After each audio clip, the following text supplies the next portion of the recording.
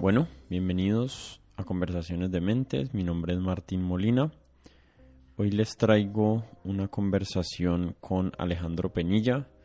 Alejandro es abogado de la Universidad del Externado y está haciendo en este momento un doctorado en Derecho.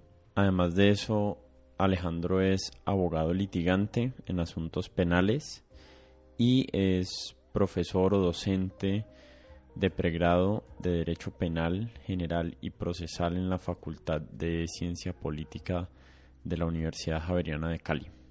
El currículo de Alejandro es mucho más largo, pero creo que esos datos son suficientemente amplios y relevantes para decir que Alejandro es un conocedor del tema de la justicia penal y especialmente la justicia penal en Colombia, y ese es más o menos el tema del que hablamos hoy. Hablamos de la justicia en general, como la definición de la justicia, qué es un sistema judicial y cuáles son sus propósitos, qué marcos legales especiales hay, como la JEP en Colombia, y también al final hablamos acerca de el paro que hubo en Colombia en abril y mayo de este año. Fue una conversación bien interesante y espero que la disfruten, aprendan una que otra cosa. Alejandro tiene mucho conocimiento acerca de este tema y yo le hice algunas preguntas y le presenté algunos de mis modelos mentales que tengo acerca de la justicia para ver qué tanto resonaban con él o qué tan desfasados estaban de la práctica de la justicia en la realidad. Como siempre, los invito a que se suscriban al podcast en Spotify o en Apple Podcast, donde sea que estén escuchando esto. Y me pueden encontrar en redes sociales como Codementes, en Twitter, en Instagram y en Facebook. Y sin darles más vueltas, les dejo mi conversación con Alejandro Penilla.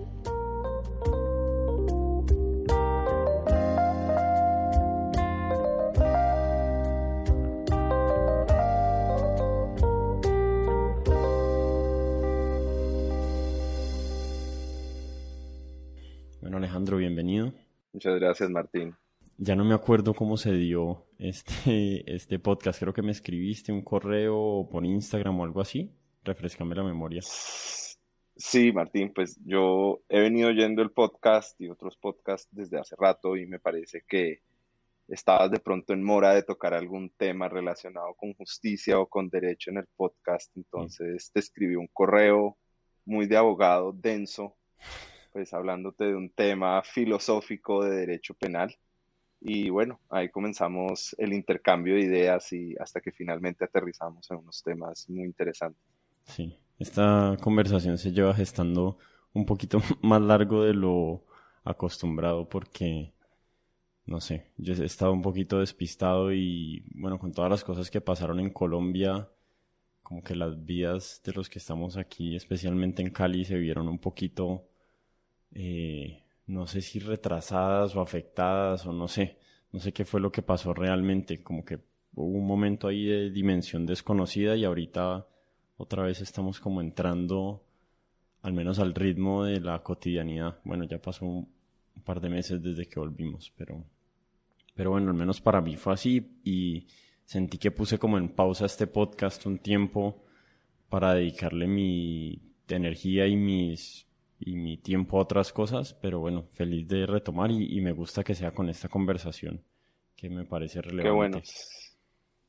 Sí, las vidas, yo creo que específicamente los que estuvieron en Cali, yo te cuento, vivo en el centro de la ciudad, Mm. entonces creo que de primera mano sentí lo que estaba pasando y genera una zozobra extraña, un sentimiento que uno no alcanza a dimensionar bien o que no alcanza todavía a entender y en este momento que ya hemos vuelto a una, entre comillas, normalidad, es extraña porque no es del todo normal. Si antes no era, ahora menos lo es.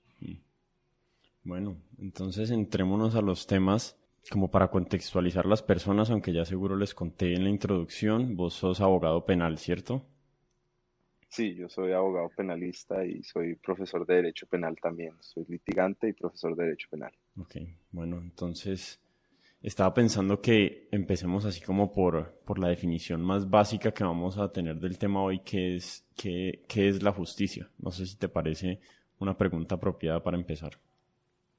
Pues me parece una pregunta muy apropiada, Martín. Yo creo que necesitaríamos muchos podcasts para de verdad poder tener una discusión amplia de lo que es justicia. Cuando uno entra a la carrera de derecho, la primera clase que uno tiene es ¿qué es justicia? Y Mm. es un tema que, digamos, se toma los primeros 2 años siquiera de la carrera, tratar de entender cuál es el concepto de justicia, ¿sí? Y digamos, dentro de ese concepto de justicia hay un montón de definiciones, hay unas definiciones que surgen desde la filosofía. Entonces, la filosofía, los griegos clásicos te definían justicia como ayudar al amigo y atacar al enemigo. Principalmente Platón te definía justicia así. Pero más adelante, y ya te estoy hablando de siglo XIX, ese concepto de justicia toma algunos rumbos en los cuales el nacionalsocialismo, por ejemplo, era un concepto perfectamente justo para el sistema de leyes que tenía en ese momento Alemania. Y estaba definido en darle cada cual lo que merece o darle cada cual lo suyo, que es una de las frases que está a la entrada de uno de los campos de concentración en Alemania. Entonces, hablar de justicia en realidad es como un proteo porque depende de las manos de quien lo tenga. Entonces, justicia de pronto es esa decisión que es tomada por un sistema judicial. Entonces, mira que aquí ya estamos integrando otro concepto y diferenciando que no es lo mismo un sistema judicial, que es el que aplica las leyes de un estado, de un territorio, de algún lugar, de una organización de personas, y no necesariamente las decisiones de ese sistema de justicia tienen que ser justas. Y mira que hasta el momento no hemos dicho nada de lo que es o no es justo. Pero si vos me preguntas a mí qué es justo, yo por lo menos y en mi estructura te diría que una decisión justa es una que se adecue a los mínimos de derecho y a esos principios y a esos derechos fundamentales. No los mires solo como lo que dice la Constitución, sino como unos derechos humanos más universales, de unos mínimos de dignidad, de debido proceso, de respeto a la intimidad de la persona.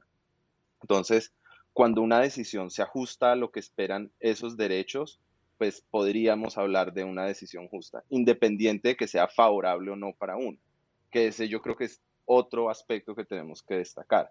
Y es que no por el hecho de que una decisión sea contraria a tus intereses o a los intereses del cliente que uno eventualmente puede representar dentro de un proceso, solo porque sea contraria, entonces resulta injusta. Resultará injusta en la medida en el que el juez o el operador jurídico, que es como lo llaman los textos, se salga del margen pues que ha tratado en nuestro caso de fijar la Constitución, pero yo siempre hablo de unos principios más universales como del hombre. Sí, mira que pensando para esta conversación, como reflexionando acerca de cómo he construido yo mi concepto de justicia, o incluso cuál creo que es el origen del concepto de justicia, estaba recordando algún libro que leí una vez donde describían cómo los chimpancés tienen un sentido de injusticia, tienen un sentido de no sé si de desproporción o de no equidad.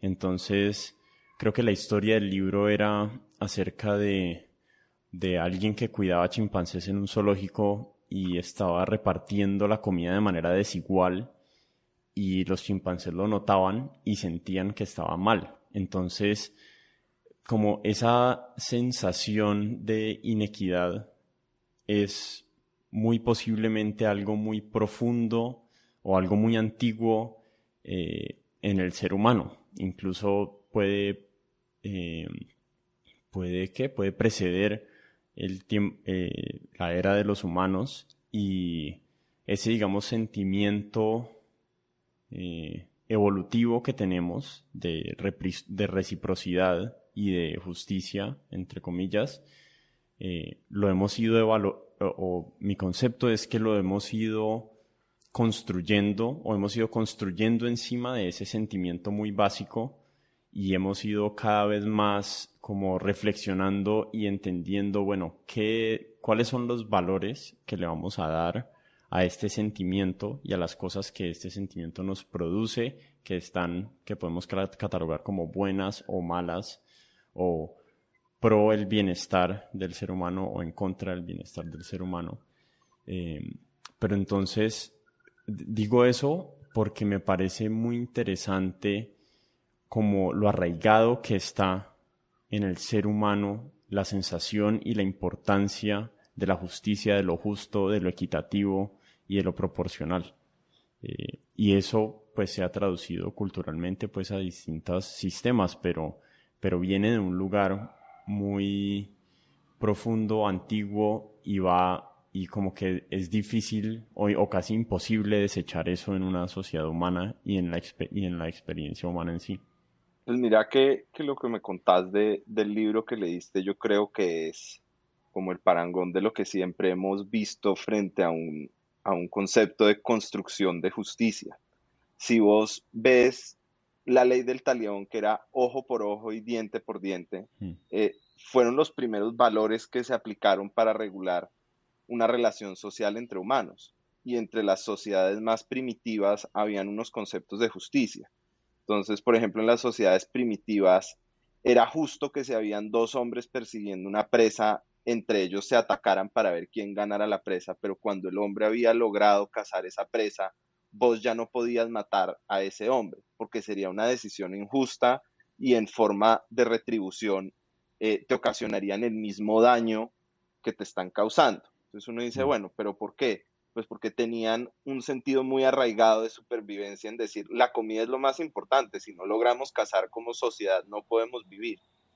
Y si lo ves a lo largo de la historia humana, pues precisamente esos valores, llamémoslos que sean unos valores sociales por darle un nombre, el conjunto y la aceptación de esos valores sociales nos van a decir cuáles son las decisiones justas o las decisiones injustas. ¿Cuál es ese conjunto de valores que a nosotros en este momento nos podría definir con qué es una decisión justa, una decisión injusta? Podríamos decir el Estado social de derecho, pues porque hay unos mínimos desde la Revolución Francesa en las que nosotros de cierta forma en un contrato social entregamos todas nuestras libertades al Estado para que las regulen y a cambio nos dan el derecho para defendernos, para buscar por una sociedad más justa. Pero si nos vamos de pronto a un ejemplo de un libro, te llevo a uno que seguramente podemos tener mucho más en cuenta, es el de Willy Wonka y Charlie y la fábrica de chocolate, Mm. ¿sí? En estos libros, Roald Dahl muestra lo que el ideal de justicia que a nosotros desde niños, digamos, y en nuestra sociedad y en nuestra forma de sociedad, hablo de sociedad del occidente, nos dicen que es justo. Entonces, el que se come el chocolate, que es el niño que se come el postre antes de la comida, pues está bien que lo expulse un tubo y lo saque de la fábrica. Entonces, ahí vos tenés, ¿es una decisión justa? Sí. Lo que yo no creo que sea compatible de hablar con el sentido de justicia o no, es decir si la decisión es buena o mala. Porque Mm. cuando una persona, por ejemplo, le imponen una medida de aseguramiento, esto es que antes incluso de que enfrente un juicio, la persona va a estar en la cárcel, pues a todas luces esa es una decisión mala. O sea, te están privando de tu derecho más importante que es la libertad. Pero es una decisión justa porque se adecuó a ese sistema de valores que nosotros hemos construido. Ahora, ahí surge una pregunta muy importante. ¿Y qué pasa cuando yo no estoy de acuerdo con esa concepción de justicia que me han transmitido? Entonces, si pensamos cuando somos niños, dependiendo pues del modelo de educación que cada cual ha recibido, la palmada puede que al niño le parezca o no le parezca justa, pero la respuesta del papá, pero es que yo soy el papá. Entonces, el papá está implementando un imperativo de justicia frente al niño y el niño está reclamando un mínimo de justicia para que incluso esa decisión mala, que es una corrección física, tenga un sentido de justicia. Mm. Entonces, vuelve otra vez a esos, llamémoslos valores primitivos que estamos nosotros conociendo en sociedad en este momento. Es extraño, o sea, entre más caminamos por este paso, digamos, por el que vamos, es extraño que más confundido me siento, porque uno tiene como muy atados ciertos valores y ciertos conceptos en la cabeza, entonces como desligar la idea de justo y bueno para mí es difícil.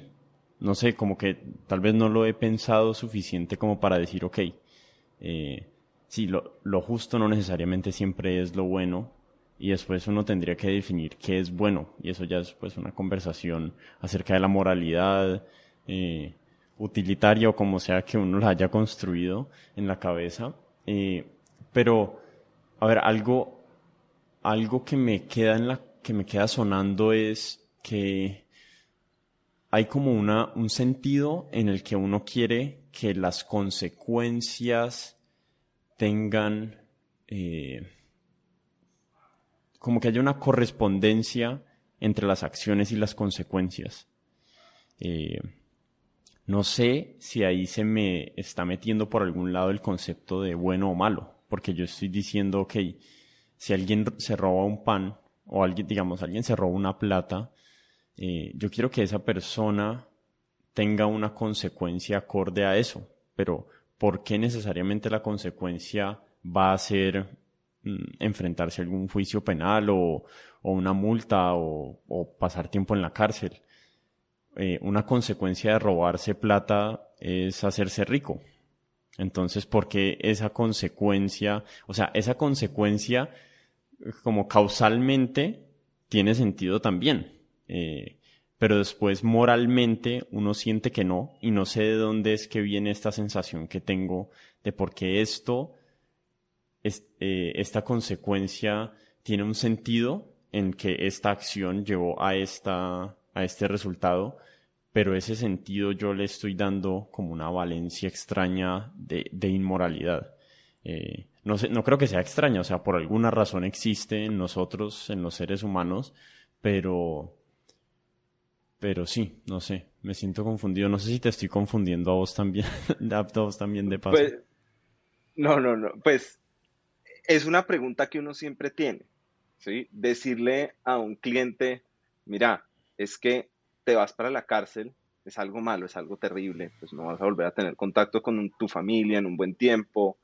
Yo creo que conocemos perfectamente las condiciones de los establecimientos penitenciarios en Colombia, pero mira, es una decisión justa. Pues ese es el momento en el que el cliente lo puede estar mandando uno a la mierda, Mm, ¿sí? Pues porque ¿cómo me vas a decir que es una decisión justa si te estoy pagando para que me defendas? Entonces ahí es donde entra, y ahora sí te hablo del derecho, que es como el sistema de leyes, el sistema de cómo están organizadas las leyes del Estado para decirte, ahí hablaste mucho del concepto de justicia. Entonces, hay unas conductas que pueden que sean lesivas para ciertas personas. Y me mm, gustó muchísimo que utilices el ejemplo del robarse algo de un centro comercial. Entonces, yo te respondo un poco con este ejemplo, y es una mamá en situación de habitancia de la calle con 3 niños, que no tiene acceso a ninguna clase de fuente económica, que no tiene trabajo, que está en estado absoluto de mendicidad, entra a una gran superficie y se roba un caldo Maggi. Y esto es un caso de verdad. O sea, esto es un caso que la Corte Suprema, la Sala de Casación Penal de la Corte Suprema de Colombia resolvió. Entonces, lo que el derecho dice es, cuando hay una verdadera lesión, en este caso al patrimonio económico, entonces estamos hablando de un injusto penal. Entonces, mira que ahí ya entra el concepto de justicia. Lo injusto es lo que lesiona, lo que daña a la sociedad. Entonces, ¿cuánto vale un caldo Maggi? No quiero pasar por ministro y decir que 1.800, pero digamos que vale 1.800, como el huevo de 1.800. sí. Entonces, yo te digo, un caldo de 1.800 genera una pérdida patrimonial a una gran superficie que factura billones y billones de pesos. Pues la respuesta es no. Y en realidad el derecho lo ve así, como esa conducta está prohibida, efectivamente, pero no es injusta, porque no está causando una lesión a a esa otra persona, sea una persona natural o jurídica, no importa, pero no genera un daño social, si así lo es. Ahora, el problema con ese criterio que yo te doy, que es un criterio que a mí me gusta mucho, porque ese sí me parece un criterio de verdad de justicia, y ahora le ponemos un apellido a la justicia, es justicia social, porque es que esa persona lo está haciendo en un estado de necesidad. Esa persona tiene que alimentar 3 niños y está pasando por la desesperación del hambre. Entonces, ¿merece la pena que el Estado reaccione con el derecho penal y esta persona tenga que ir a un juicio? Pues la respuesta es no. Entonces, mucho de la duda que uno siempre tiene, y esta es la discusión que uno a veces en la mesa del domingo en el sancocho bayuno con la tía no puede decir, y es cuando alguien, por ejemplo, que capturan a alguien por un delito sexual, si querés, contra menores de edad, que es un tema que toca unas fibras muy, muy profundas, y el juez lo deja libre. Entonces dicen, esa es una decisión injusta. O sea, ese man, ¿cómo se le ocurre soltar a alguien que ha cometido un delito tan atroz? Entonces, ¿qué pasa? Lo que pasa es que hay unas formas que nos exige nuestra organización social, que están dadas en el derecho, para que esa captura sea de acuerdo a derecho. Y cuando no es de acuerdo a derecho, el juez sería injusto al tomar una decisión en la que manda a esa persona a una cárcel.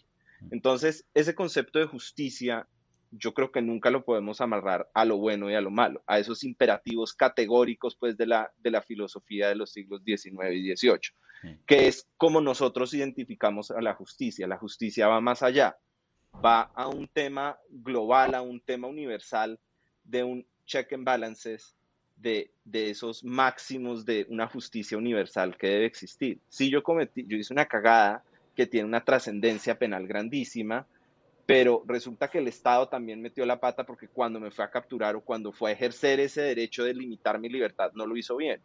Entonces, en ese caso, la decisión es justa. Y de pronto mi respuesta es muy cuadriculada porque es una respuesta que, como ves, surge del derecho, pero también tenemos ahí un poco de materia para discutir, bueno, entonces, ¿cuáles son las decisiones justas y cuáles son las decisiones injustas? Otro ejemplo para que lo penses de pronto es la legítima defensa. Qué injusto sería que si a mí me van a matar y yo mate a alguien, el Estado me meta a mí a la cárcel. Pero fíjate que en el fondo vos te defendiste y pudiste haber matado a alguien. ¿Y eso no te parece injusto desde el punto de vista de un concepto estricto de justicia? Pues uno diría, sí, acabaste con la vida de alguien. Y si querés meterle más drama, ese alguien era papá de 5, esposo, hijo, etcétera, etcétera. Ahora, ¿era justo lo que yo hice defendiendo un valor superior como es la vida? En ese caso, entonces estamos hablando de justicia. Pero mira que se comienzan a chocar entonces mi concepción de justicia con la concepción de justicia que otra persona puede tener respecto de esa acción. Sí, es extraño y por eso construir sociedades es tan difícil. Por eso construir sociedades justas es tan difícil, porque vivimos en sistemas complejos en los que como que ningún ejercicio de un derecho sucede en un vacío, sino que todo está teniendo consecuencias con lo que lo rodea. Hay veces mi ejercicio de mis derechos le está infringiendo otro derecho a otra persona y entonces se vuelve como un tema de sí, qué derecho prima en este caso y cómo tomamos las decisiones sobre qué derechos priman sobre otros, en qué situaciones. Esas decisiones las hemos ido tomando como sociedades. Distintas sociedades han tenido diferente o han tenido organizadas de manera diferente sus escalas de valores o sus superposiciones de derechos por encima de otros. Pero tenía una pregunta antes de que salgamos allí, como desde una perspectiva un poquito más básica, que es, todos, bueno, los seres humanos queremos construir sociedades justas. Las sociedades se construyen con normas o reglas o leyes, como le quieras llamar, cuyos objetivos de alguna manera son generar los incentivos adecuados en esas sociedades para el bienestar social, individual, etc.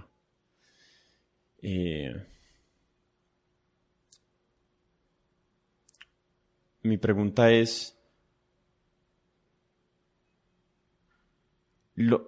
¿cómo podemos, o sea, es posible desligar el concepto de justicia de ese objetivo que tenemos, que es de una sociedad justa? O sea, siento que estoy hablando como de dos cosas distintas, pero suenan a lo mismo. O sea, no sé si las estoy enredando yo en mi cabeza, pero pues queremos una sociedad justa, y eso tiene un montón o implica un montón de condiciones, que es igualdad de oportunidades, digamos, para las personas, una sociedad que de alguna manera trate de mejorar la situación de personas que por alguna razón o por infortunio real, o sea, nacen en condiciones que son por debajo de lo que consideramos que Justo.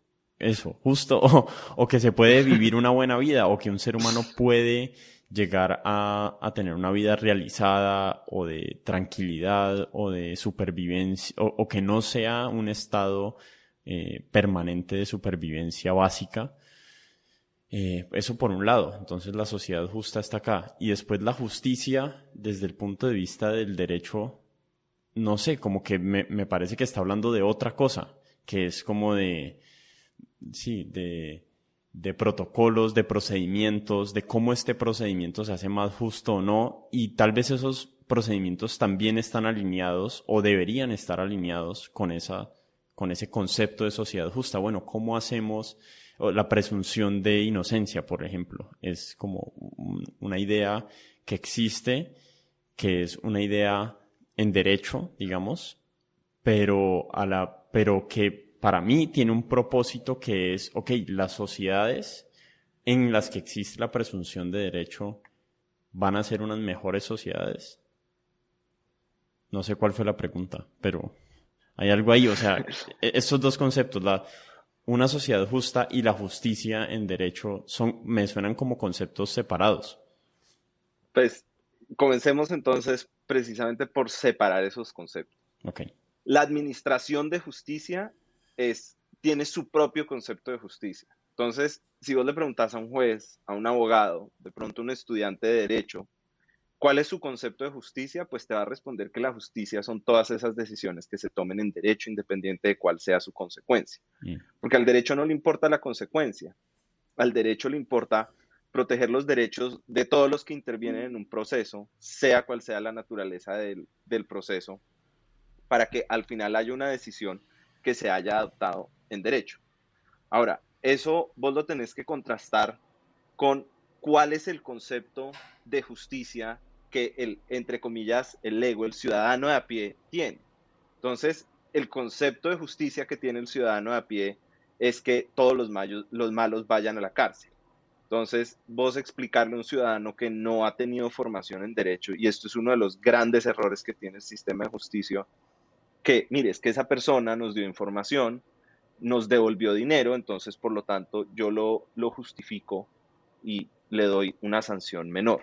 Entonces, ahora, una cosa es el concepto, como ya estamos diciendo, de justicia dentro del derecho y dentro de la administración de justicia. Y otra cosa es el concepto de justicia que vos y yo tengamos respecto de situaciones sociales donde nosotros decimos es injusto. Pero ¿y por qué es injusto? A mí me parece igualmente injusto que una persona que nace en una situación de precariedad, que ha tenido problemas en conseguir alimentos a lo largo de su crecimiento, no entre a una universidad a estudiar, como también me parece absolutamente injusto que una persona que ha crecido con absolutamente todas las facilidades y los privilegios entre a una universidad a estudiar y no haga absolutamente nada con su carrera. Entonces, ese es mi concepto de justicia. Mi concepto de justicia no está dado de pronto por lo bueno, lo malo, lo correcto, lo incorrecto, sino por un balance en si todos estamos dentro del juego, y hablo dentro de este juego que hemos llamado sociedad, y es un tema del que no nos podemos desligar porque viene más atrás de nosotros y va más allá de lo que nosotros podemos controlar. Y de pronto no te estoy contestando la pregunta porque es que no hay una respuesta para decir qué es justo, qué es injusto, porque eso depende de los ojos, como la belleza, depende del ojo del que lo vea. Entonces, en este caso, sí tenemos que diferenciar el concepto de justicia desde la administración de justicia, que además está dado por las decisiones que se ajustan a derecho, pero afectan al ciudadano, que tiene un concepto de justicia totalmente distinto al del juez o al del abogado, que entienden lo que está pasando en su sistema. Entonces, más bien lo que yo vería ahí es que hay como una incompatibilidad en las definiciones que cada uno tiene del concepto de justicia. Y ahora me meto a un tema que también de pronto lo habíamos discutido en nuestras conversaciones antes, Martín, y es la justicia transicional. O si querés hablar del tema de la protesta social en Cali, que tanto, digamos, ha enfrentado dos facciones muy relevantes de la sociedad. Mm. Entonces, cuando en el hundimiento de la Quinta, cuando en el puente de la Quinta hay unos mensajes y viene unas personas que no comparten esos mensajes y pintan esa pared y borran esos mensajes, pues ahí preguntémonos, ¿esa es una decisión justa o es una decisión injusta? Y una semana después vienen las personas que pintaron los mensajes originales y pintan encima de eso. Y entonces uno dice, bueno, ¿y eso es justo o eso es injusto? ¿Qué es lo justo y qué es lo injusto? Pues en derecho vos puedes conseguir de pronto una respuesta, porque eso puede que esté legislado, puede que esté en la ley, o puede que las cortes se hayan pronunciado de eso. Pero, ¿cuáles son los valores que socialmente en ese caso están en juego? Entonces yo te podría decir, es una libertad de expresión. Es tan libre de expresión el que escribe un mensaje porque un compañero suyo ha muerto en una protesta social, como el que considera que ese es un mensaje que puede afectar a la infancia y por lo tanto debe ser borrado. Entonces, digamos que ese mensaje de justicia, o por lo menos yo te diría, ya la respuesta no está en lo que nosotros consideramos en este momento justicia. Y si vamos al tema JEP, que es justicia transicional, que son esos modelos que surgen después de que se cometen atrocidades en un estado, donde el mismo modelo social decide que las consecuencias punitivas, que las consecuencias de prisión sean mucho menor para unas personas que han cometido unos delitos súper atroces, tanto de unos grupos que no se identifican como en el Estado, como de grupos estatales, a cambio de verdad y paz. Entonces, ¿eso es justo? ¿Y es justo para quién? ¿Qué opina una víctima que ha sido parte de ese conflicto? ¿Considera que eso es una decisión justa? La persona que le han matado toda su familia, que la han desplazado, de pronto considera que eso es una medida muy poco lesiva, muy poco punitiva, ¿sí? Pero la persona que quiere que pasemos o que Colombia trascienda una situación de paz te va a decir, esa es una decisión justa, porque lo que estamos buscando es cumplir con esas finalidades sociales. Entonces, acá sí me echo la culpa y te digo, así como vos no me hiciste una pregunta, pues yo tampoco te estoy dando una respuesta clarísima, pero por lo menos sabemos en dónde es que tenemos que discutir y dónde están chocando los conceptos de lo que nosotros consideramos que es o no es justicia. Sí, sí, es extraño porque a la misma vez como que podemos ver algún fallo de la corte y decir, ok, eso fue justo porque va acorde a las leyes que se han planteado o que han decretado eh, el cuerpo legislativo, y a la misma vez es injusto porque no coincide con los valores morales de lo bueno y lo malo, lo ético que yo he construido como ser humano. Entonces, como que a la misma vez, si fuera un abogado y entendiera el fallo de la corte, que casi nunca los entiendo, podría decir, ok, eso es justo en las Yo leyes tampoco. colombianas e injusto.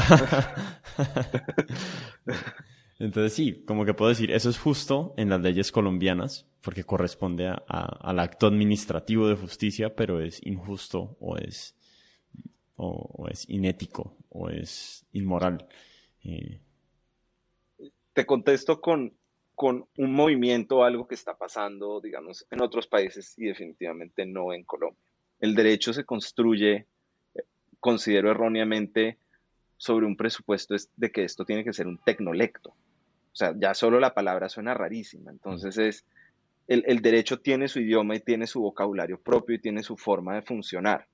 Ahora, si vos vas a ver el origen de esto, te puedo decir, esto tiene mucho que ver por el hecho de que hayan sido los españoles los que llegaron a Colombia.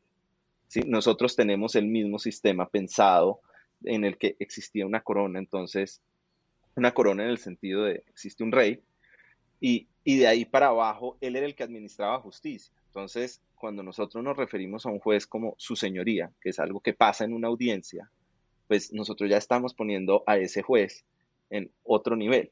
Entonces, fíjate que ahí ya nosotros podríamos decir que el derecho no está construido para que todos lo entiendan. mm, Y yo no estoy diciendo que es que el problema sea que la gente no entiende o no quiere entender el derecho, es que no pueden. Porque lo que te digo, muchas veces las decisiones de la corte o la decisión de un juzgado, de un tribunal, hay que leerla 3 veces y llamar al colega y preguntarle, ve, ¿qué querían decir acá? Porque esto uno no entiende, comenzando desde el vocabulario que utiliza. Sí. Entonces, ¿qué pasa, por ejemplo? Un amigo abogado me dice, si conseguís si juntas dos abogados en una mesa, te dan tres conceptos distintos acerca de la misma idea. Totalmente de acuerdo. Y cuando vos buscas o cuando vos interpones un recurso de apelación, es decir, que vos crees que un superior jerárquico te revise una decisión, es porque estás buscando que haya un concepto distinto al que adoptó esa decisión. Entonces, a lo que iba a decirte es, hay países donde en este momento están tratando de simplificar el derecho para que el ciudadano pueda entender realmente qué es lo que está pasando y bajen las discusiones de, obviamente si vos estás cursando un doctorado en derecho, pues vos estás hablando de la filosofía del derecho y estás hablando de unos niveles altísimos, inimaginables e incomprensibles, que para el ciudadano no tienen sentido. Ahora, si uno de los fines de la justicia, y ahora hablemos, tratamos de definir, y pues ahí más o menos por Nos encimita tropezamos. tocamos qué puede ser, exacto, medio qué puede ser una decisión de justicia. Ahora yo te pregunto, ¿cuál es la finalidad de la justicia? Entonces ahora sí hablemos de un concepto global. Entonces, el libro de derecho te va a decir el concepto de justicia. La justicia es un instrumento de armonía y de control social a través del derecho. ¿Listo?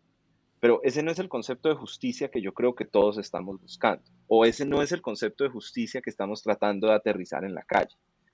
Entonces, fíjate que ahí ya comenzamos a ver unas situaciones que son totalmente opuestas a lo que nos venimos imaginando y a lo que el Estado espera o a lo que esa construcción de justicia que es hecha por el legislador, por la Constitución, por la constituyente, pero es hecha por hombres, por mujeres en un sistema. Entonces, bueno, ya dejemos a un lado el concepto de justicia y vamos hacia dónde va la justicia o qué es lo que busca la justicia.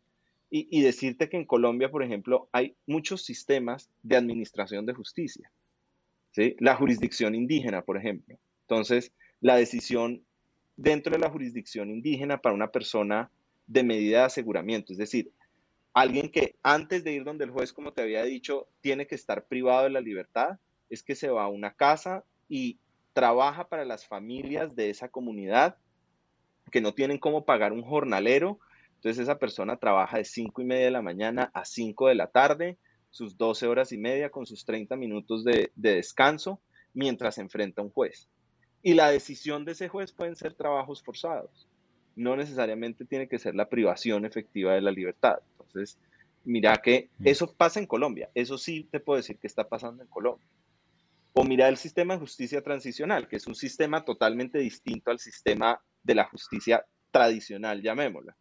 Una persona que durante 8 años está en la cárcel por todo lo que cometió, borrón y cuenta nueva, comenzamos de cero. O te puedo poner un ejemplo en España, cuando salieron de la dictadura de Franco y hubo la ley de amnistía, el indulto general. El indulto general, pues no me acuerdo las palabras exactas, pero era borrarlo de la memoria ese acontecimiento histórico para que la sociedad pueda progresar y volverse a regenerar, olvidando todo lo que ha pasado. Entonces, mira que esas son formas de operancia de la justicia, pero responden, digamos que idealmente a una situación de los valores sociales que se han construido, pero están indiscutiblemente conectadas también a un ambiente un poco, o no un poco, un ambiente político, a la situación política que cada uno de esos estados, y me refiero a estados porque estamos hablando de esa construcción que nosotros tenemos política de un estado, de qué es justicia para ese estado y cuál es la finalidad de la justicia para ese estado. Sí, sí, yo creo que mucho de esta conversación y mucho de los desacuerdos que hay, o sea, me imagino pues que en el mundo del derecho de los abogados hay desacuerdos muy técnicos, pero entre seres humanos comunes de la calle, creo que muchos de los desacuerdos vienen de que no tenemos o no compartimos el mismo objetivo para el cual debe ser usado ese instrumento. Entonces, algunas personas creen que el instrumento de la justicia debe ser usado de una manera como más, como voy a decir punitiva, pero más como tendiendo a lo que dijiste ahorita de un ojo por un ojo, que es como, si robaste, toca ver consecuencia.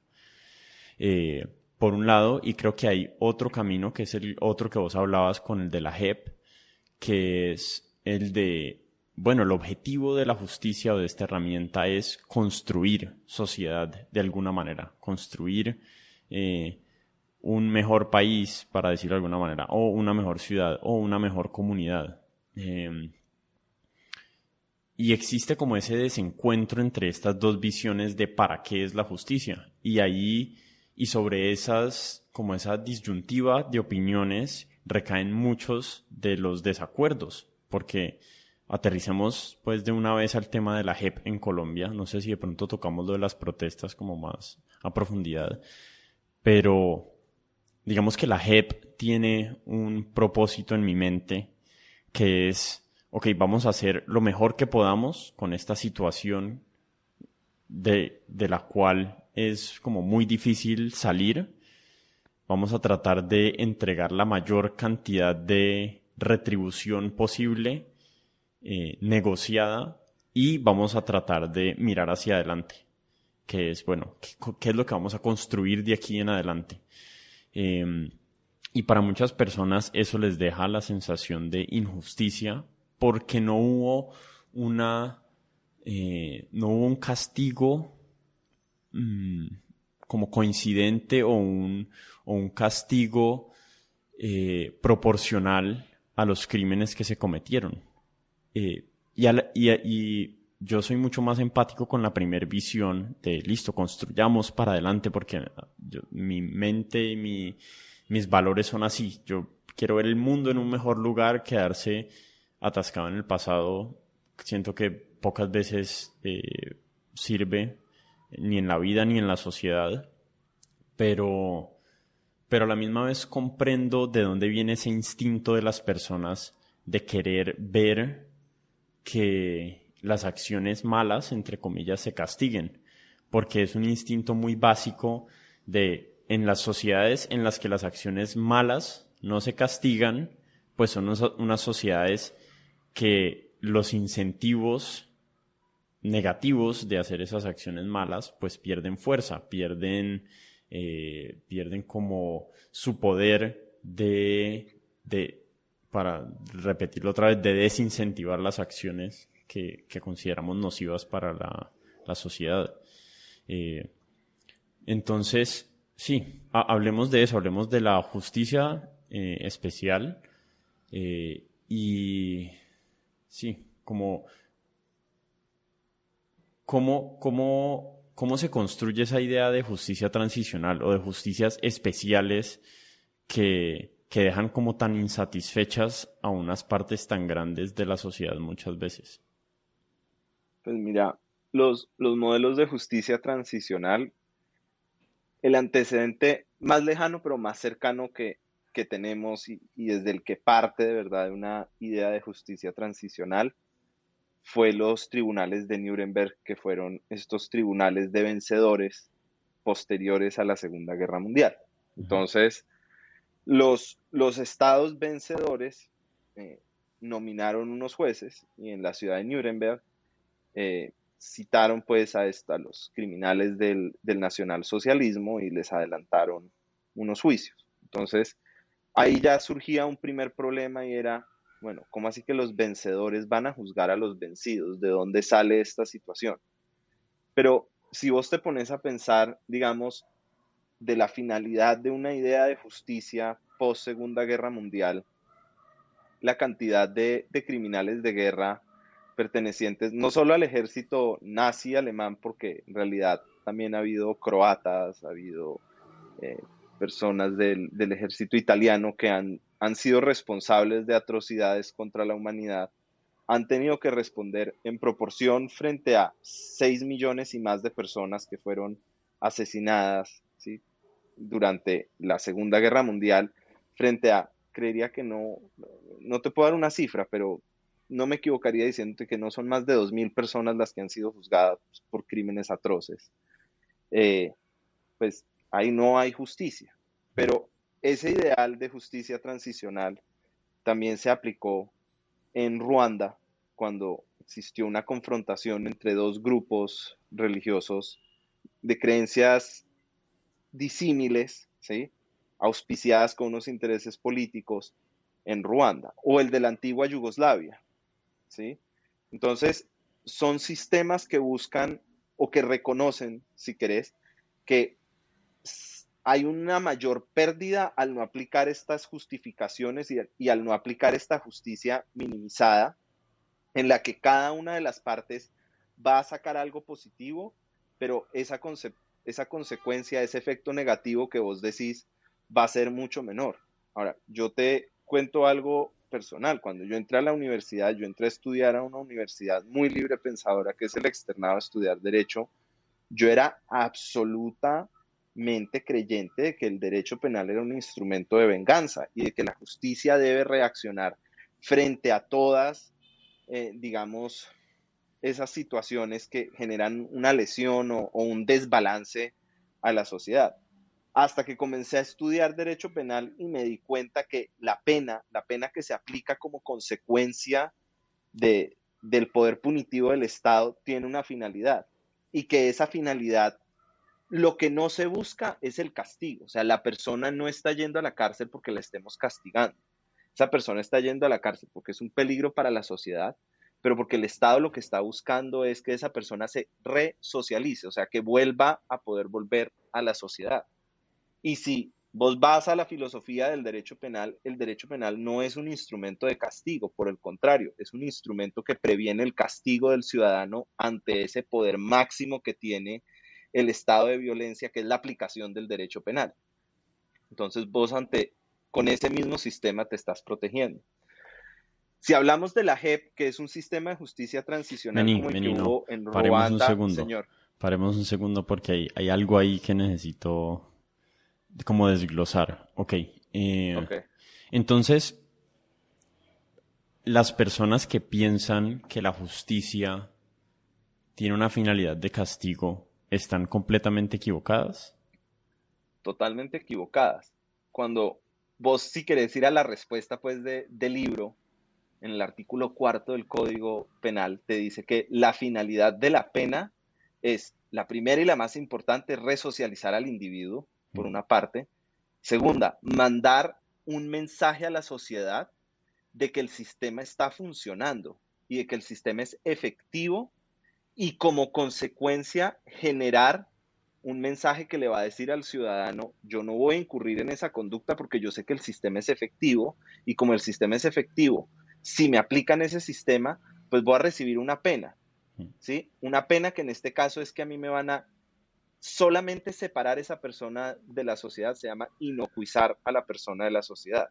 El ejemplo fílmico más claro es La Naranja Mecánica de Stanley Kubrick. Es una película que uno se tiene que ver para entender cuáles son las consecuencias de la pena.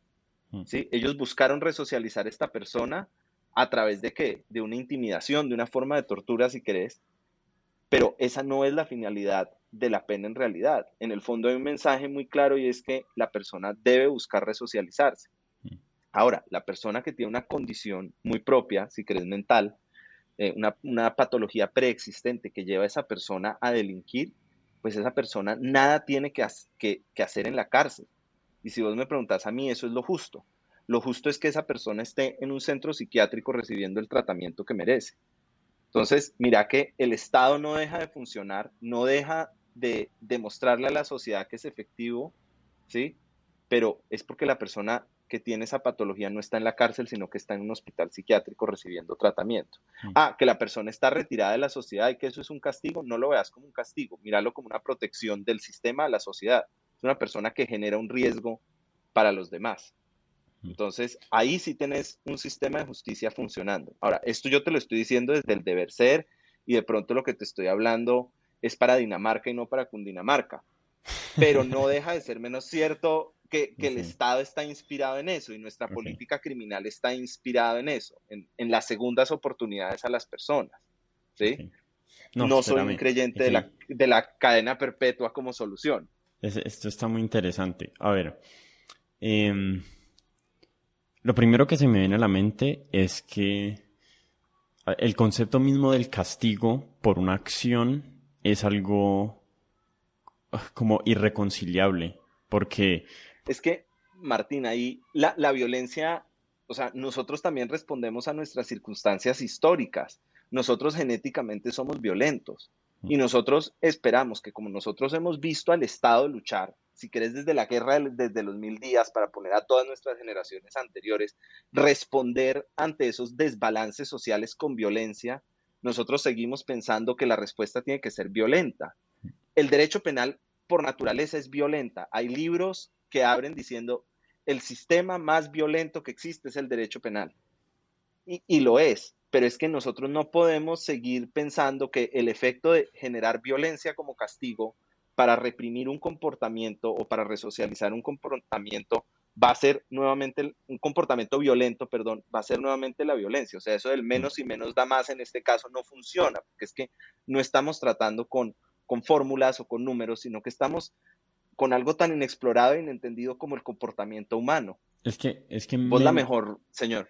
no, es que menos y menos nunca da más, y eso es lo que estaba pensando. O sea, imaginémonos un contexto en el que existe la pena de muerte, ¿cierto?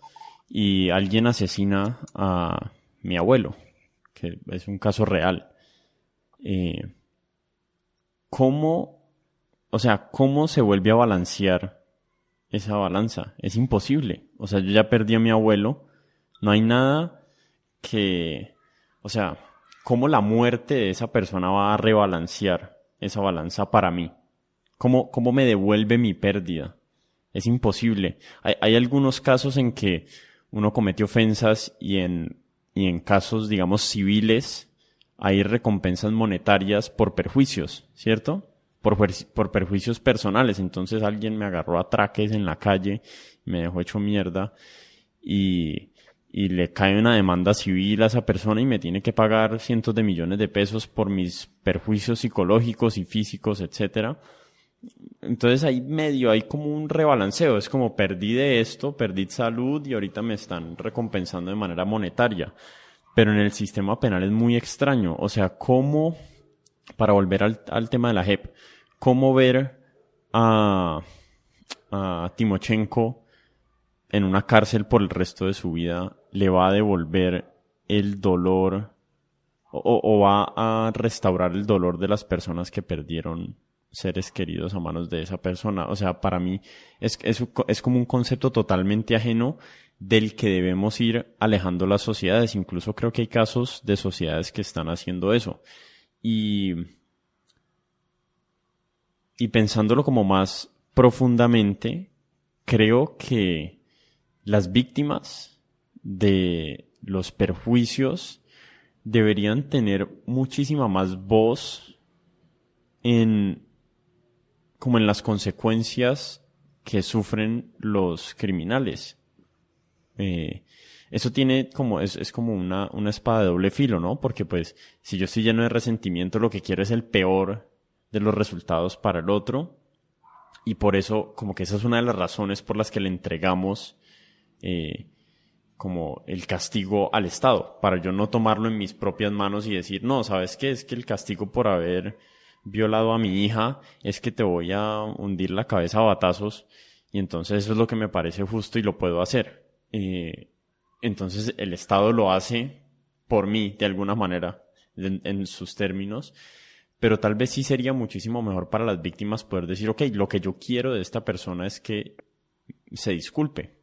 No que el Estado lo agarre y se lo lleve por allá a hacer un proceso del cual yo no tengo ningún decir y ya soy totalmente ajeno a ese proceso cuando yo fui el perjudicado, sino que a mí me gustaría participar de cómo es que yo quiero que se me restaure a mí lo que perdí o cómo es que yo quiero que se intente retribuirme la pérdida que tuve. No sé si esos dos conceptos sean irreconciliables en el derecho como lo concebimos en este momento en Colombia. Pero la JEP de alguna manera es eso. Es como, bueno, estas personas van a venir a decir la verdad y la verdad tiene, creemos, una potencia retributiva o restauradora de la paz de las personas. ¿Cómo ves eso vos? Pues mira, primero mencionaste el ejemplo de la pena de muerte. Entonces, Te voy a contestar desde esa genética violenta que yo creo que es muy propia de los colombianos y más de los que de pronto hemos tenido que salir del país por razones de violencia, ¿sí? Durante mucho tiempo, pero desde ese punto de vista violento a mí la pena de muerte me parece que no es solución, porque esa es la salida fácil si querés para la persona que está purgando una pena, ¿sí? Acabarle el sufrimiento a esa persona de no tener uso y goce de su libertad el resto de su vida es una salida fácil, ¿sí? Ahora, ahí tendríamos que entrar entonces, bueno, entonces la cadena perpetua, pero ese es un tema que tiene otras consecuencias que yo creo que nos dan para otro podcast eventualmente, y por ahora volvamos entonces un poco a lo que mencionaste mencionando a la JEP. Vos decías que cuando uno habla mal de alguien, cuando lesionas esa moral de alguien, y acá te comparo dos sistemas para que veas lo violentos que somos nosotros.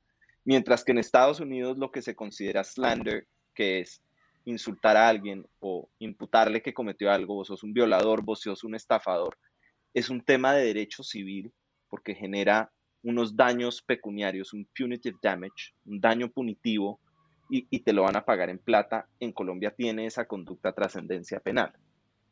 Entonces, nuestro mismo sistema está ordenado o está organizado desde esa concepción social que tenemos de ser una sociedad violenta.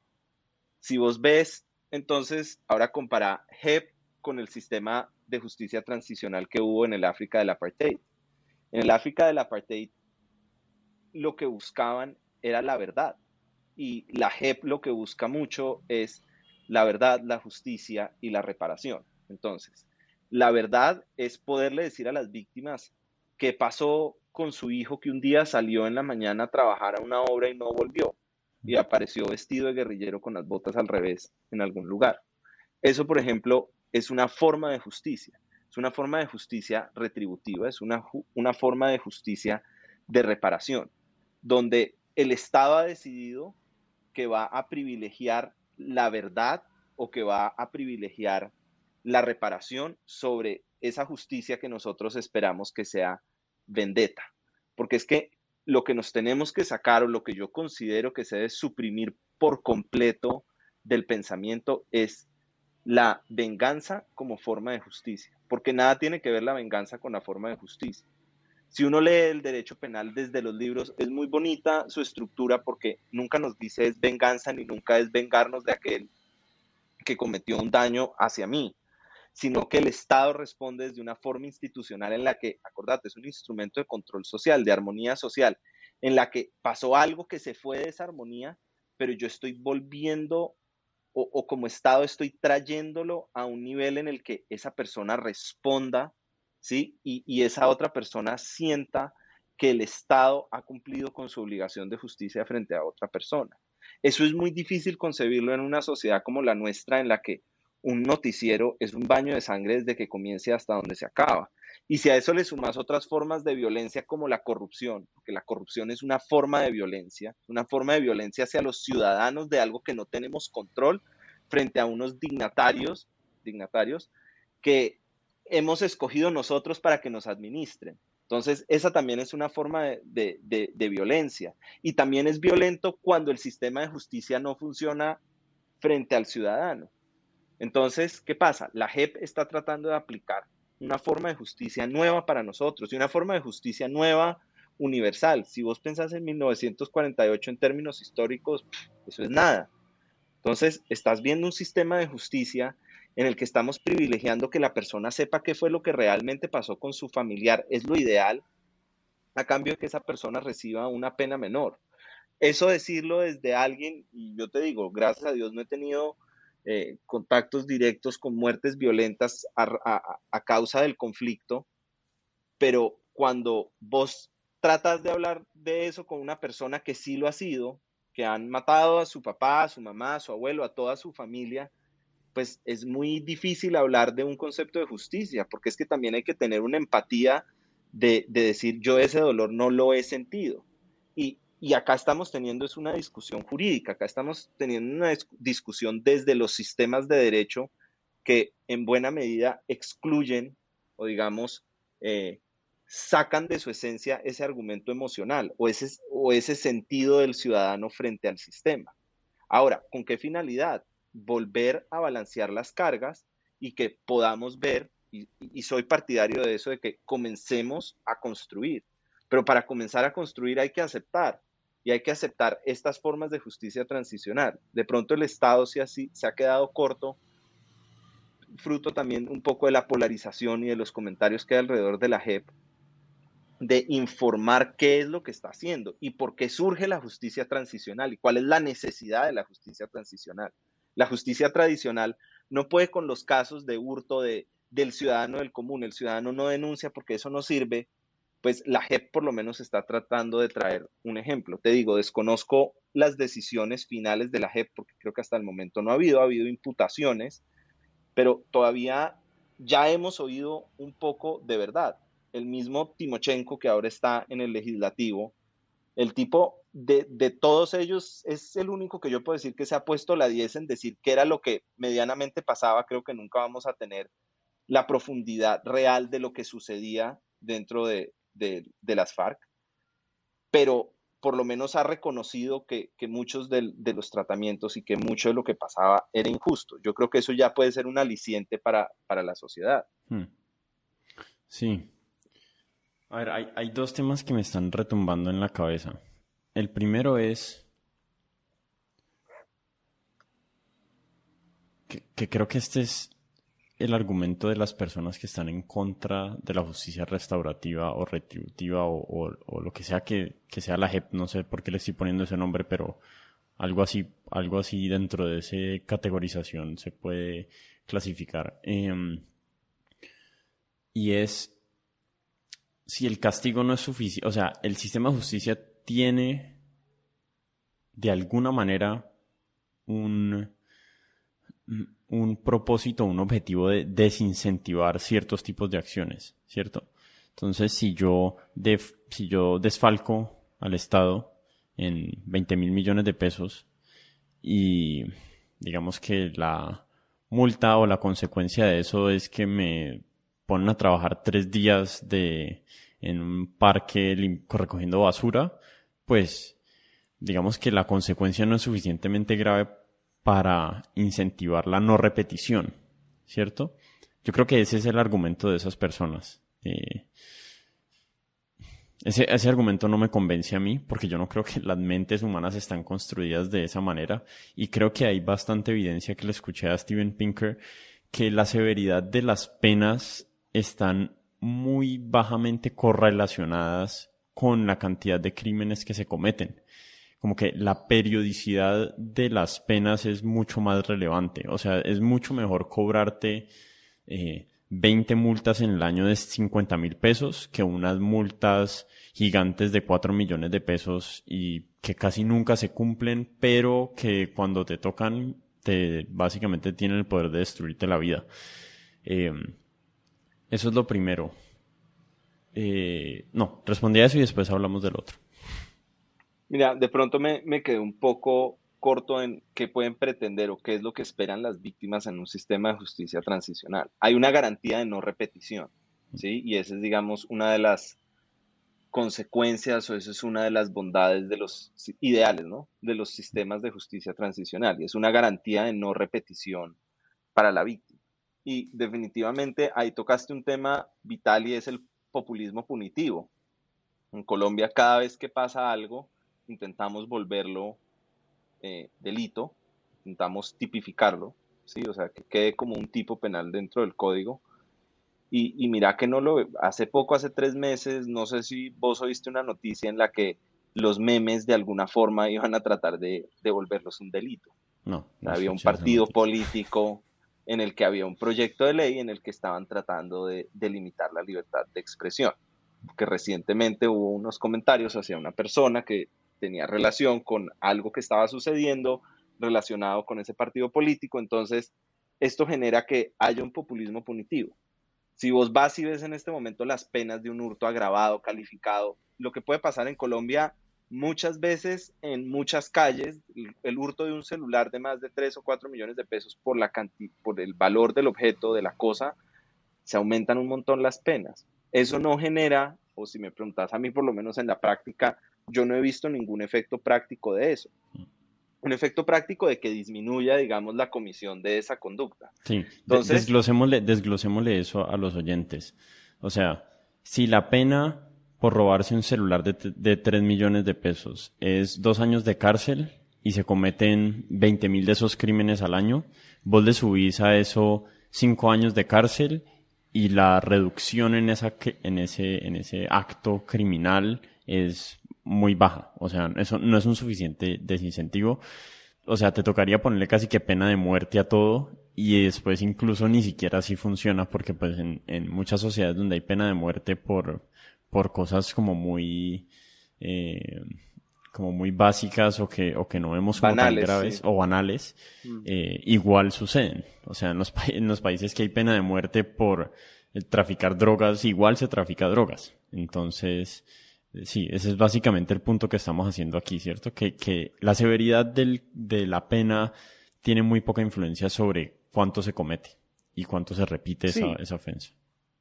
y yo creo que ahorita en Colombia vamos a tener un laboratorio, hasta tanto no se pronuncie la Corte Constitucional con la cadena perpetua para el homicidio de niños, niñas y adolescentes y los delitos sexuales contra niñas, niñas y adolescentes. O sea, las penas son altísimas, Martín. O sea, las penas de una violación, para que sea en términos que entendamos, de un niño o niña, si mal no me equivoco, en este momento pueden estar el mínimo entre 18 y 20 años. No obstante, eso no ha sido una cortapisa para que esa conducta deje de cometerse. Y estadísticamente te puedo asegurar que tampoco ha disminuido la comisión de los delitos. Y a eso sumarle que el sistema, yo te pinté un sistema pues que funciona perfecto desde la filosofía del derecho y que funciona desde la dogmática penal, pero nuestro sistema no es efectivo. Una denuncia, un proceso para llegar a un juicio en Colombia se te puede demorar 7, 8, 9, 10 años, donde la persona, las víctimas muchas veces mueren en ese proceso, no ven nada, reciben amenazas, o sea, el sistema está diseñado, por lo menos en este momento el diseño del sistema, perdón, no es un sistema que traiga efectividad. Y yo creo que lo eficiente y lo eficaz que debe ser el sistema es en lo primero que se deben enfocar los legisladores. Entonces, si vos me preguntás, no, la severidad del castigo obviamente puede tener cierto aliciente, pero una persona que trafica drogas sabe que tiene una pena mínima en un preacuerdo de 7 años y que en 3 y medio está saliendo a su casa. Entonces, eso no genera ningún mensaje a la persona. Ahora, yo no te niego la necesidad de las cárceles. Hay una parte de la criminología que son los negacionistas que consideran que la cárcel no es la solución. Yo no creo que la cárcel sea la solución, pero tampoco creo que no tenerla sea la solución. Entonces, en esa medida, si vos me preguntás, yo creo que hay unos máximos que debe asegurar más el Estado y es precisamente esas garantías de no repetición. Los alemanes en este momento en el derecho penal piensan que la finalidad del derecho penal es proteger unas expectativas de una persona frente al sistema. O sea, que yo pueda salir a las 2 de la mañana por un parque sin luz y que no me pase absolutamente nada porque el otro sabe que le van a imponer una pena desde el Estado. Los sistemas de justicia transicional son sistemas excepcionales, o sea, son sistemas que no son, o digamos, entran en un momento en el que el Estado o ese país o ese territorio ha pasado por unas circunstancias muy crudas, muy fuertes, y durante un periodo de tiempo administran un tipo de justicia distintas para que podamos volver a esa normalidad que, digamos, se detentaba o se esperaba antes de que entraran esos sistemas excepcionales. Entonces, ¿qué sí te puedo decir de la efectividad de estos sistemas? Sí, claro, quedan disidencias de las FARC y en este momento están generando unos estragos de violencia terrible, porque es que es un tipo de violencia organizada, constreñidora, etcétera, etcétera, pero el grueso, el gran grueso que nosotros veíamos de violencia sí ha disminuido. El mismo ejército reconoce menores muertes o bajas en combate de los soldados, que son los que van a frentear todos estos temas de violencia, porque es que uno lo frentea desde los libros y desde las audiencias y pues así es muy cómodo, el toro desde la barrera.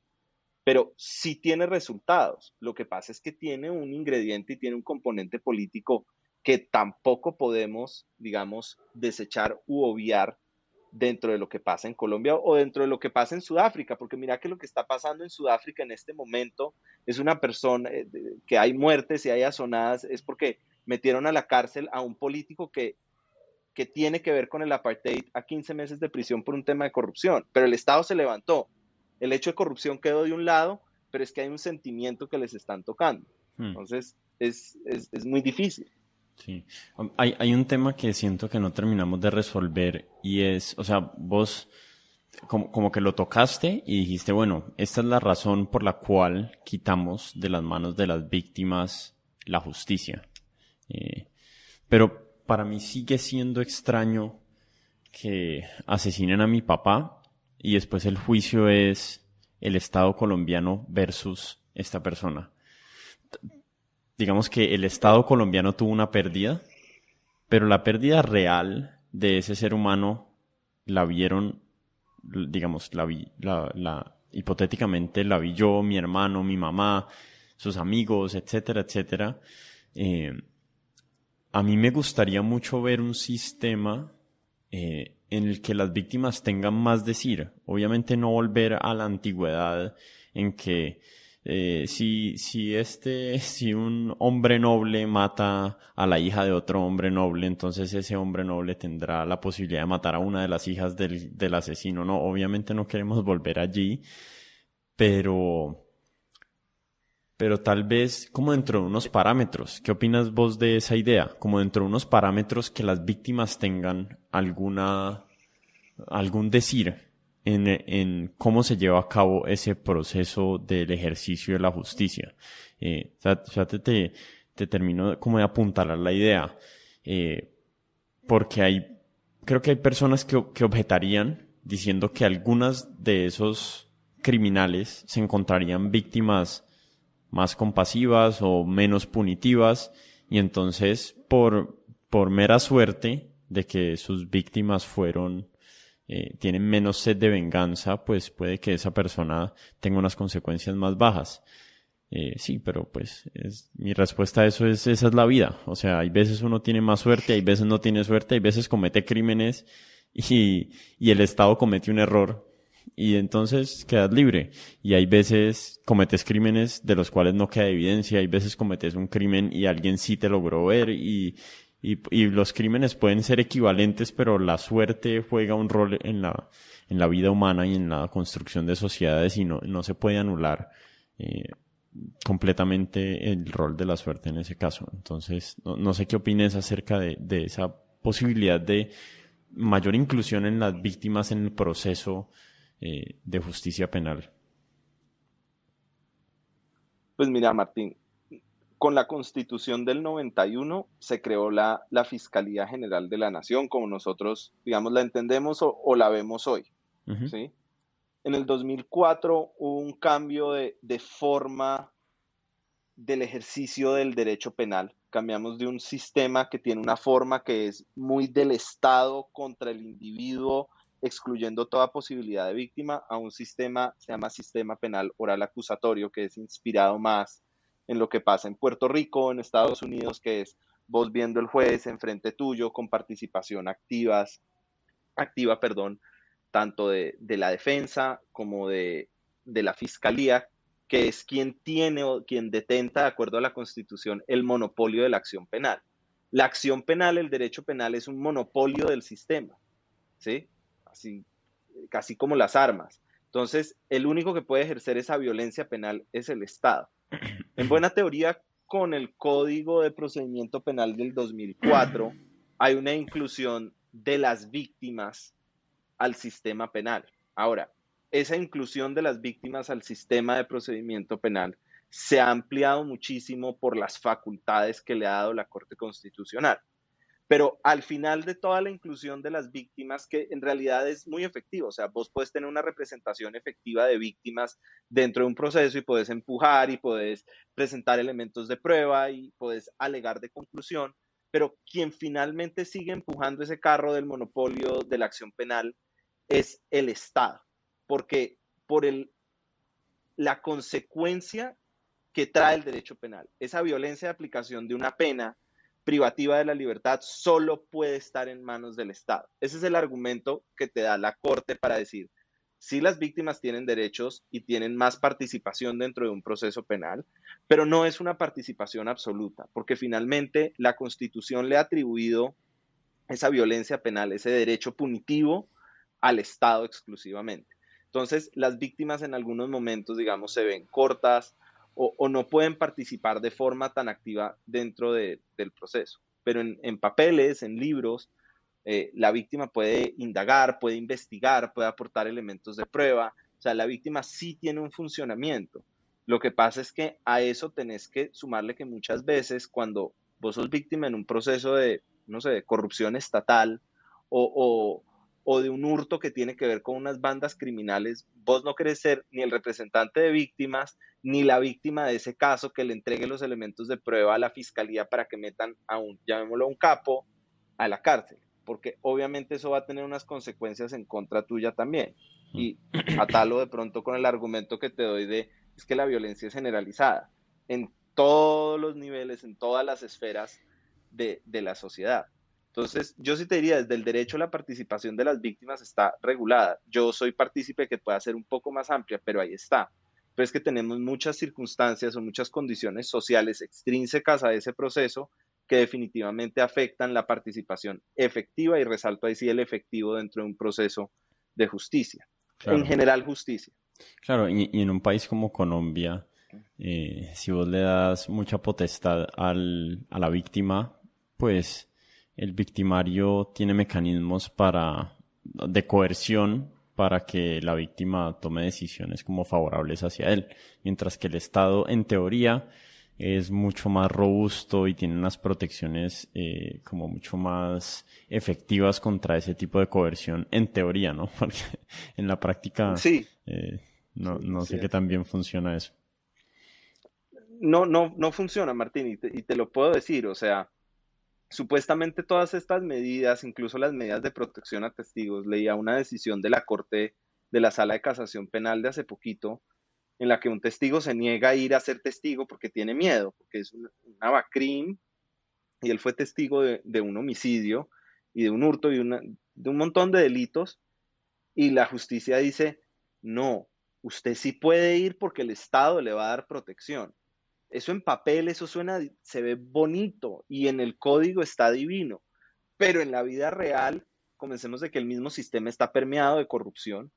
Pues a vos no te da ninguna tranquilidad que un cliente tuyo vaya y se siente allá y diga que es que sí, el señor de la camisa roja fue el que yo vi dispararle al otro ciudadano, pues porque sabemos que al que le van a disparar es a ese testigo en el momento en el que salga de ese Palacio de Justicia. Si es que no le han amarrado a su familia y le están mandando un video mientras está ahí sentado negando que todo pasó, que son casos que se ven en la práctica judicial muy comúnmente en Colombia. En otros países de Sudamérica también, pero marcado en Colombia. Claro. Sí, como que una verdadera protección de, de testigos en Colombia sería como una nueva identidad y una ciudadanía australiana en un pueblo, o sea, donde básicamente no te puedan llegar, pero sí, no, o Y sea, no te permaneciendo en sorprenda. Colombia. Sí, no, y no te sorprenda que en el fondo uno de los funcionarios que trabaja en esa oficina, porque tienen que crear una oficina y tienen que crear un delegado para la protección de testigos, esté en un esquema de corrupción y le filtre información a la gente que necesita ubicarlos. Se dan esos casos en Estados Unidos que, digamos, tiene un sistema de justicia menos permeado por corrupción. Pues, ¿qué podemos esperar por un sistema que en realidad ha sido impulsado por unos niveles de corrupción altísimos? ¿Sí? El juez penal colombiano o el fiscal o la fiscal en Colombia, yo creo que su tarea más difícil no es administrar de justicia, sino no caer en las propuestas o en los círculos de corrupción que hay en el sistema. Bueno, no quiero que acabemos sin darle un pasón al tema de las protestas, porque creo que me interesaría escuchar tu opinión ahí. Como para darte el pase, mucha de la discusión durante las protestas y la violencia que hubo en Cali, en Bogotá, pero en Cali especialmente, era... Existe el derecho a la protesta en la calle en Colombia. digamos que hay otro derecho que escucho que existe, no sé, yo no soy un gran lector de la Constitución, espero que vos sí lo seas. Esperemos. Pero digamos que hay un derecho a la movilidad, un derecho al trabajo, otros derechos. ¿Qué hacemos? ¿Cómo resolvemos situaciones en los países en donde el ejercicio de un derecho vulnera la práctica o el ejercicio de otro derecho? ¿Cómo se decide qué derechos priman los unos sobre los otros y qué consecuencias tiene eso para las sociedades? O sea, ¿cómo decidimos esa escala de valores? A ver, Martín, pues esta sí que es una camisa de 11 varas porque no creo que haya una respuesta buena o mala, sino, a ver, antes de hablar del derecho a la protesta, que no lo desconocemos, es hablar cuáles son las causas de esa protesta. Y si, digamos, vemos o comenzamos a ver las movilizaciones que comenzaron en Colombia desde el 28 de abril, nosotros sabemos que detrás de eso hay unas causas subyacentes sociales muy, muy profundas de hambre, de inequidad en la distribución de las riquezas, y no por eso te quiera decir que es que yo esté totalmente de acuerdo con todo lo que están alegando. ¿Sí? Uno está en unas situaciones privilegiadas y si bien considera que el resto tiene que tener también esas oportunidades, no te estoy planteando ni un sistema socialista ni después que me digan mamerto, aunque mi posición, que es una posición liberal, por ejemplo, para mi papá el otro día, estás muy comunista, ¿oís? Ujú. Entonces, frente a ese tipo de comentarios uno no puede hacer nada. El derecho a la protesta es un derecho que está protegido no solamente por nuestra Constitución, sino que hace parte del bloque internacional de derechos universales que le asisten a las personas. En Colombia hay una infiltración muy fuerte a veces en esa protesta social de, de, de otros intereses que no son los de esa protesta. Entonces, hablando con un policía de la unidad de narcóticos de acá de Cali, me dijo, mira, del 28 de abril al tanto de mayo, lo que se traficó de drogas en el cono sur pues, de nuestro país, entre los departamentos de Valle del Cauca, Cauca y Nariño, que es donde está como el fuerte de la producción y la sacada de las sustancias estupefacientes de Colombia, es inimaginable. Entonces, claro, hay grupos al margen de la ley que aprovechan esas situaciones para poder adelantar su negocio ilícito. Entonces, eso te quita una perspectiva clara o te quita una perspectiva balanceada de lo que es la protesta social. Ahora, si yo considero que la protesta social debe tener los actos de vandalismo que hubo en Cali, considero que no, porque es que también estábamos dañando nuestro propio patrimonio. Pero es muy difícil vos a una persona que de pronto, pongamos un caso ideal en el que no tiene nada que ver con una banda, con un grupo al margen de la ley, sino que está protestando ese sentimiento social de rechazo hacia el Estado porque no tiene oportunidades y que la respuesta del Estado no sea conversemos o tengamos un diálogo, sino que sea un Estado ciego, sordo y mudo que responde con más represión. Y te lo digo, el 28 de abril yo bajé a las manifestaciones que eran acá en el centro, porque es que eran en la puerta de mi edificio, a ver cómo era una protesta social por dentro y te digo que por primera vez pude sentir el Estado. Cuando uno le dicen que es que el Estado es una ficción jurídica, usted no ha sentido el Estado hasta el día que no baja una protesta y ve lo que es que a uno le vuelen por encima de las cabezas las bombas de gas lacrimógeno y el sentimiento del gas lacrimógeno. Eso es desesperante y eso genera una respuesta infinita de otros sentimientos muy primarios que yo creo que son propios del humano. Entonces, claro, hay un derecho a poderse, a la movilidad, hay un derecho a que no exista escasez, a que yo pueda acceder a los recursos, pero es que en una situación social como la de Colombia, eh, modular o manejar la protesta social para que no tenga implicaciones en esos derechos es muy difícil, porque es que no estamos limitando la protesta social que de pronto en Alemania o en Japón puede pasar y donde todo el mundo se abre cuando va pasando una ambulancia. Ese sería el estado ideal de lo que quisiéramos ver nosotros acá.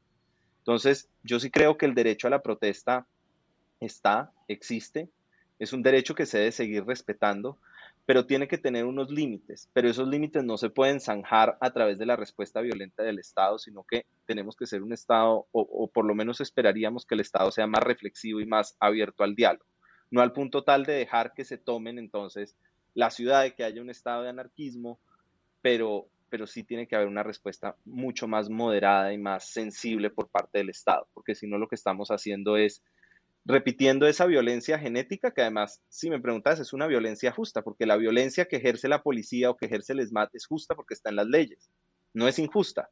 Desproporcionada puede ser, pero injusta no es. Entonces, ¿y cómo vas a reprender esa violencia? Volvemos a ese menos que genera esa violencia, al vandalismo o a los actos vandálicos que pudo generar esa protesta. Ese menos y menos no te va a dar más, te va a dar una circunstancia de zozobra de 3 meses que quebró a más de uno en nuestro estado, si lo querés ver desde consecuencias utilitaristas. Y nuevamente te estoy diciendo, no te estoy dando una respuesta de fondo, porque es que hay muchísimos más factores que van a influenciar o que debemos tener en cuenta en este momento frente a la protesta social y decir, es que el otro también tiene derecho a la movilidad. Es que el otro también tiene derecho a la movilidad, pero porque está en una circunstancia ideal en la que puede movilizarse para trabajar, porque tiene una oportunidad de trabajo, mientras que el otro entonces está aguantando hambre en este tema de primera línea, y a eso sumarle, como hablamos, todo lo de justicia y todo lo de derecho, un componente, un ingrediente político, electorero, si lo querés llamar, que en Colombia pues está a la orden del día. Sí.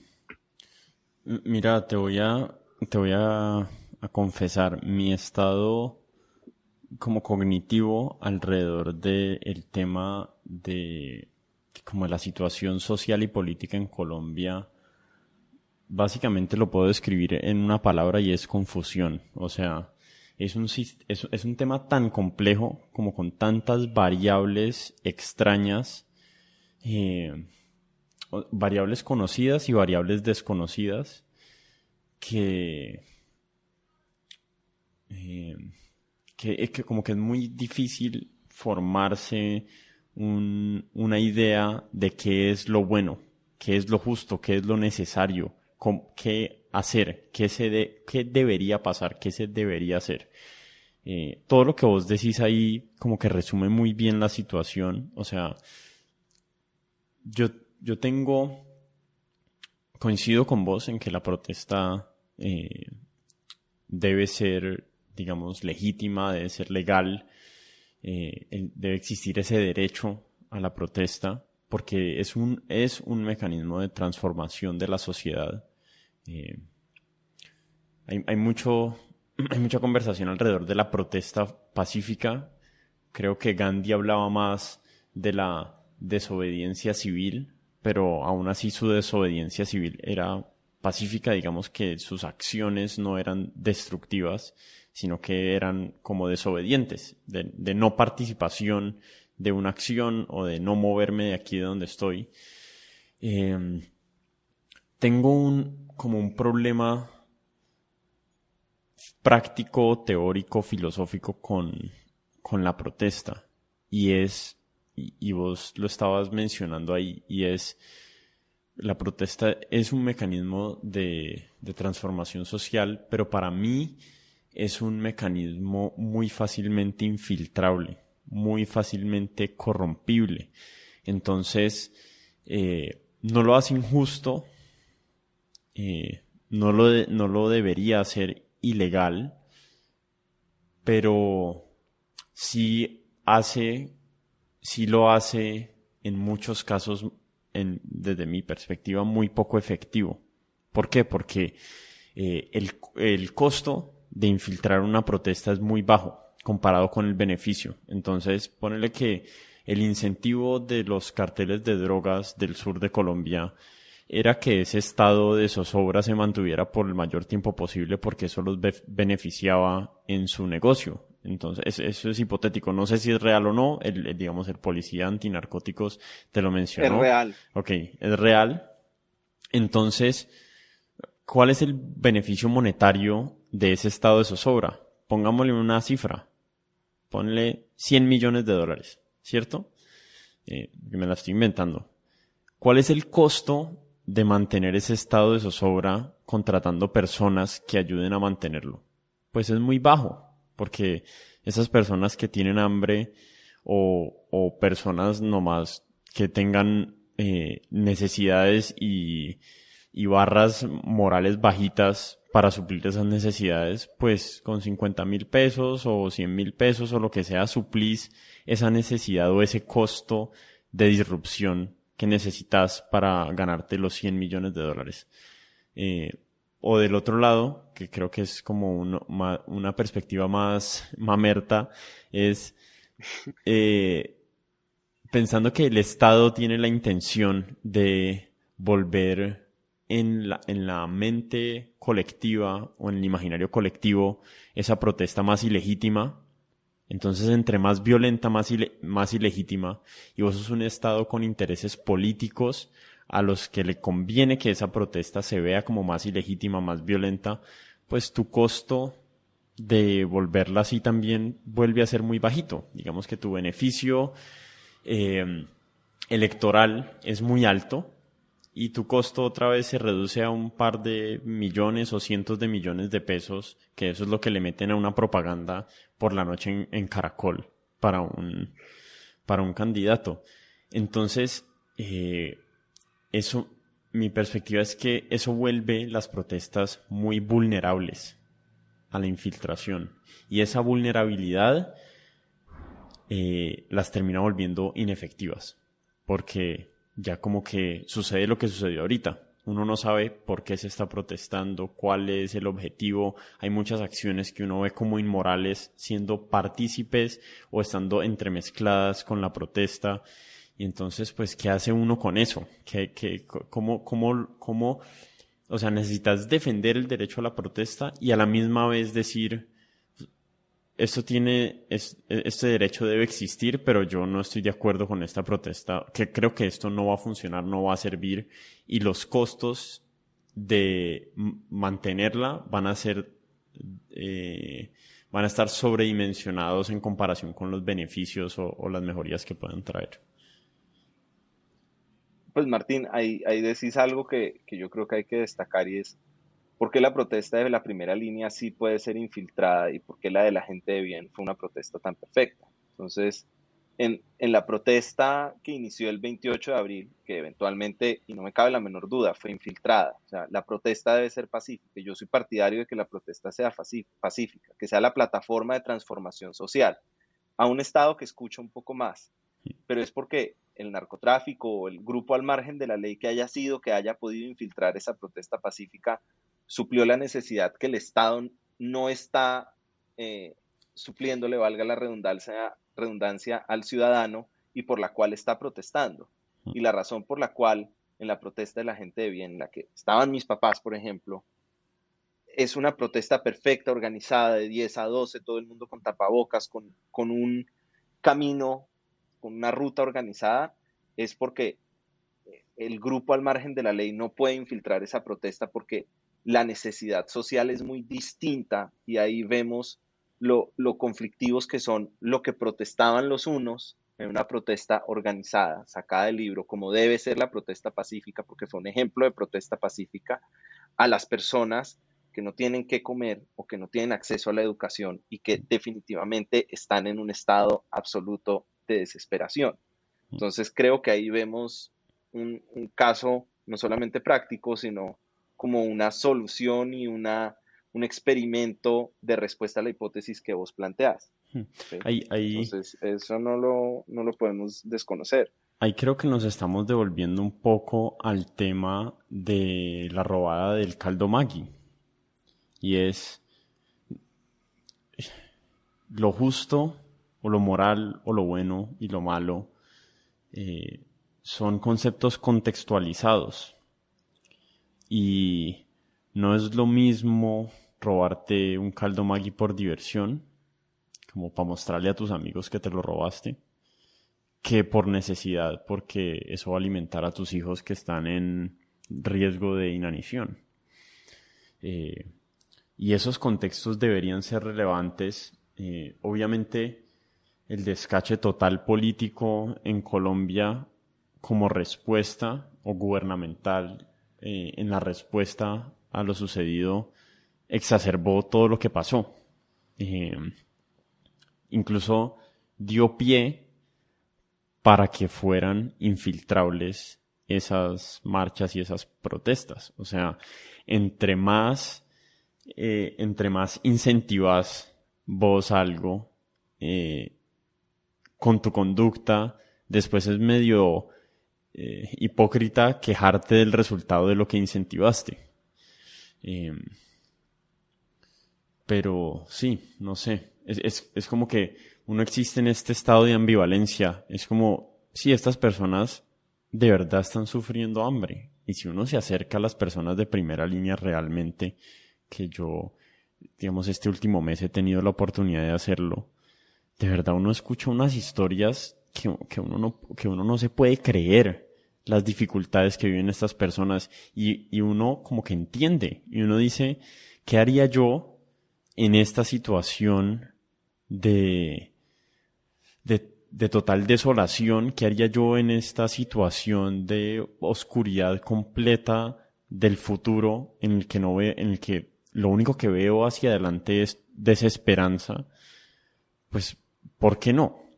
¿Por qué no hacer esto? ¿Por qué no jugármela y asumir y tomar este riesgo a ver si algo cambia? Porque peor que esto, muy difícil que esté. Y yo durante las protestas decía algo y es, eh, siempre se puede estar peor. No siempre, pero muchas veces.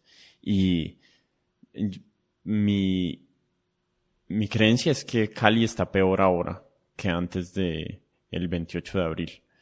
Eh, Obviamente es muy difícil uno ver en el futuro y saber cuáles van a ser las consecuencias a largo plazo. Una cosa son las consecuencias como inmediatas, otra cosa son las consecuencias finales cuando sea que se acabe la humanidad en un par de millones de años, ojalá. pero, pero sí, no sé, como que existe como este cerebro partido que uno tiene emocional y como de medio hombre de negocios y medio persona compasiva y como con mente política, práctica, teórica, y es como que es muy difícil reconciliar todo eso y decir, listo, este es el camino, estas son las consecuencias estas son las decisiones que se debieron haber tomado y estas son las decisiones que debemos tomar de aquí hacia el futuro. Eh, y no, realmente me ha costado mucho. Ha sido uno de los temas como con los que más he luchado y más dificultad he tenido como de reconciliar adentro mío, em, eh, mentalmente, pero también emocionalmente, de saber, bueno, qué realmente es lo que siento, y escucho a muchas personas como con una certeza tan absoluta de no, esto fue lo malo que pasó, esto está mal y esto está bien y esto debió haber pasado, y hacia mis adentros lo que siento es como un escepticismo total de cualquier persona que venga a explicarme la situación. Totalmente de acuerdo, Martín. Y también me gusta ese punto que destacas ahí, es entender la condición humana, porque así como uno se acercó de pronto a esas personas que estaban protestando, yo tampoco puedo ser ajeno a una situación familiar en la que una empresa familiar que se ha construido con el esfuerzo pues de 24/7 de unas personas trabajadoras, a raíz de los bloqueos comience a tener que despedir gente y tener que tener unas pérdidas pues económicas altísimas. Pero yo creo que precisamente ahí es donde está, y no es un sentimiento de justicia, sino más de empatía, de lograr entender las dos posiciones y así suene como una respuesta cliché, encontrar el punto medio. ¿Sí? Porque en las manos de los dos está lo mismo y es poderle exigir al Estado de pronto que comience a examinar esa condición humana y que no sea ciego hacia esa profundidad del argumento de que tanto pierde el emprendedor que está haciendo empresa por Colombia y por su familia y por sus intereses, como la persona que no puede ni siquiera acceder a un salario mínimo y que está por debajo de los estándares internacionales de pobreza o de hambre o de necesidades. Entonces, conciliar esos dos puntos de vista que los dos responden a la supervivencia como especie, volvemos otra vez a un concepto supremamente primitivo de organización social y de lo que justicia es para cada uno y qué tipo de justicia nos debe administrar o pues debe administrar el Estado y nosotros como ciudadanos también buscar que sea ese tipo de justicia. Y creo que ahí pues dejamos planteados unos interrogantes y todavía un tema de discusión aún más largo. Sí, sí.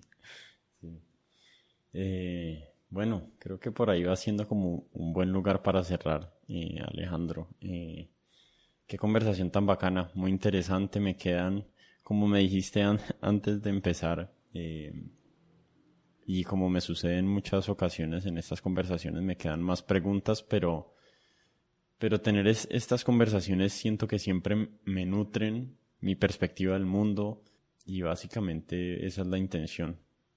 Lo hago de una manera egoísta y pues se lo comparto a la gente para porque de pronto Qué también les bueno. sirve a ellos. Igual, Martín, creo que fue una conversación muy, muy buena, independiente de los tecnicismos y de todo esto que se puede encontrar en los libros, es cómo dos ciudadanos pueden discutir de posiciones de justicia y de darnos cuenta de algo que yo creo que a todos, o por lo menos los que hemos estado en Cali, nos ha afectado encontrar un punto medio y no matarnos en el proceso. Mm, sí. Bueno, Alejandro, ojalá volvamos a tener otra conversación similar en el futuro. Creo que te va a llegar otra invitación al podcast en algún momento.